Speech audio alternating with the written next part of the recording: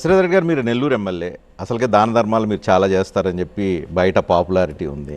కానీ మీ అఫిడవిట్ చూస్తే 2 కోట్లే కనిపిస్తుంది. ఏందంత తక్కువేనా? మీ ఆస్తులు ఇంతకంటే లేవా? ఒకటి రజనీ గారు, నాది 1000 కోట్లు 100 కోట్లు ఆస్తులుండే కుటుంబం కాదు. నా తండ్రి ఎమ్మెల్యే కాదు, నా తాత మంత్రి కాదు. ఓ మధ్యతరగతి రైతు కుటుంబం, మా గ్రామంలో రాజకీయ కుటుంబం.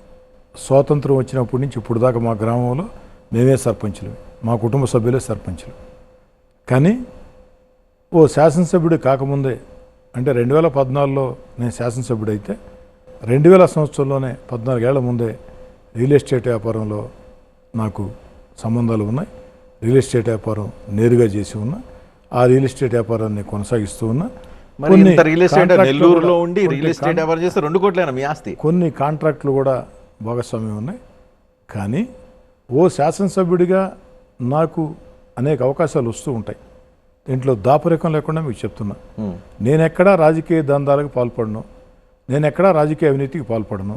దాంట్లో రెండో ఆలోచన కూడా లేదు, మీరు వెరిఫై చేసుకోవచ్చు. కానీ శాసనసభ్యుడు కాకముందే రియల్ ఎస్టేట్ వ్యాపారం ఉంది. శాసనసభ్యుడు అయిన తర్వాత కాస్త రియల్ ఎస్టేట్ ప్రముఖులు నాతో బంధాలు, అనుబంధాలు, సంబంధాలు కోరుకుంటారు. కాబట్టి దాని ద్వారా నాకు వచ్చినటువంటి అవకాశాలు ఏతున్నాయో నేను నా వెంట నడిచే నాయకులు, కార్యకర్తలు. ఎందుకని చెప్తాను రజనీ గారు, చాలామంది అనుకుంటారు రాజకీయ కార్యకర్తలు అంటే తెల్లసొక్క వేసుకుంటే వాళ్ళు చాలా చాలా ఆర్థికంగా బాగుంటారని. కానీ 100కి 95% మంది బాగుండరు.